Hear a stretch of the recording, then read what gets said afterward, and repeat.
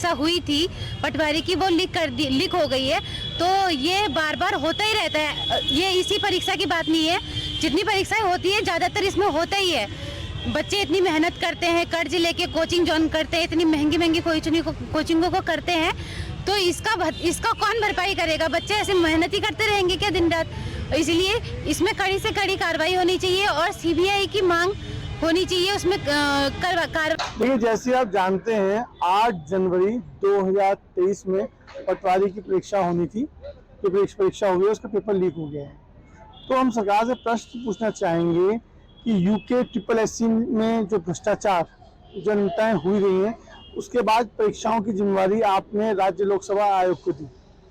अब राज्य लोक सेवा आयोग में भी पटवारी की जो परीक्षा में जो पेपर लीक हुआ है उसमें भ्रष्टाचार पाया गया है। तो अब आने वाली आगामी परीक्षाएं क्या संघ लोक सेवा आयोग को दी जाएंगी? पहली बात। दूसरी बात मैं पूछना चाहूँगा कि जो आज माहौल है पूरे प्रदेश में, यूके SSSC के बाद सरकार ने पूरी ताकत लगा रखी थी कि आने वाली परीक्षाएं जो हैं अनबाइज तरीके से हों, लेकिन उसमें भी लोक सेवा आयोग में जो परीक्षा में भ्रष्टाचार हुआ है, तो उससे राज्य सरकार की कार्यशैली का पता चला। कांग्रेसी नेता रविशंकर तिवारी ने अपने कार्यालय में पत्रकारों से वार्ता करते हुए सरकार पर निशाना साधा है। उन्होंने कहा कि मौजूदा धामी सरकार में सभी भर्तियां घोटाले की भेंट चढ़ रही हैं, जिसका खामियाजा बेरोजगार युवाओं को भुगतना पड़ रहा है। परीक्षा कराने वाले आयोग से पेपर लीक होना अब आम बात हो चुकी है और धामी सरकार सभी मोर्चों पर विफल साबित होती दिखाई दे रही है। उन्होंने नैतिकता के आधार पर धामी सरकार के इस्तीफे की मांग की है। उन्होंने कहा कि युवा दिन रात मेहनत करके परीक्षा की तैयारी करता है और एक ही पल में पेपर लीक हो जाने से सभी युवाओं के सपने धराशायी हो जाते हैं। ये बड़ा हास्यास्पद बात है कि सरकार के नीचे और लगातार जो भी परीक्षाएं हो रही हैं सेवा आयोग चयन समिति के द्वारा, और पेपर लीक हो जा रहा है। बेरोजगार हमारे नौजवान बड़े मेहनत से अपने परीक्षाओं की तैयारी करते हैं और परीक्षा होने के बाद उनको निराशा ही हाथ लगती है, पेपर लीक हो गया। सरकार पता नहीं क्या कर रही है, सरकार इस पर नियंत्रण नहीं कर पा रही है, सरकार एकदम अक्षम है। ऐसी सरकार को सरकार चलाने का हम तो नहीं समझ पा रहे हैं कोई औचित्य है। इनको अपना सरकारी रिजाइन करना चाहिए और ये मान लेना चाहिए कि सरकार हमारे चलाना हमारे बस की बात नहीं है।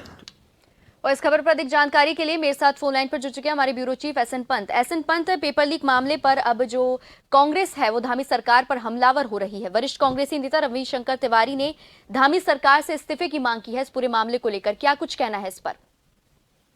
बिल्कुल, आपको बताना चाहूंगा, जिस तरीके से उत्तराखंड लोक सेवा आयोग के जरिए पटवारी का जो एग्जाम हुआ था उसमें पेपर लीक होने के बाद एक गिरफ्तारी हुई है और इस गिरफ्तारी होने के बाद सबसे पहले सबकी एक उम्मीद थी कि भ्रष्टाचार पर जीरो टॉलरेंस की नीति के साथ मौजूदा धामी सरकार काम कर रही है। लिहाजा उन तमाम जो प्रशिक्षित बेरोजगार थे वो एक ख्वाब सजोने लगे कि उनको उत्तराखंड में सरकारी सेवाओं में काम करने का मौका मिलेगा, लेकिन उनका मौका उस वक्त, उनका सपना टूट गया जब उनको लगा कि यूके SSSC के बजाय लोक सेवा आयोग में भी पटवारी की जो एग्जाम कंडक्ट कराए गए थे उसमें धांधली निकली, यानी पेपर कहीं ना कहीं लीक हुआ।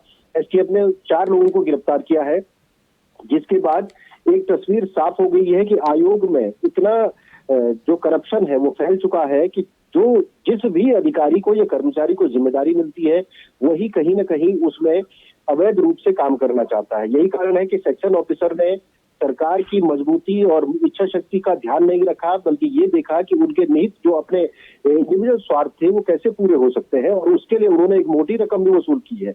लेकिन मौजूदा मुख्यमंत्री ने सीधे तौर पर कहा है कि जो अगली कैबिनेट की बैठक होगी उसमें नकल विहीन परीक्षा उत्तराखंड में कैसे कराई जाएगी, इसको लेकर एक सख्त कानून बनेगा और प्रदेश यानी उत्तराखंड देश का अग्रणी राज्यों में शुमार होगा जो नकल रोकने के लिए या इस तरीके के भ्रष्टाचार को रोकने के लिए सबसे मजबूत कानून बनाने वाला पहला राज्य बनेगा। इसके लिए कैबिनेट में सैद्धांतिक मंजूरी मिलने के लिए विभाग ने कवायद शुरू कर दी है। जी चलिए, तमाम जानकारी साझा करने के लिए आपका धन्यवाद SN पंत।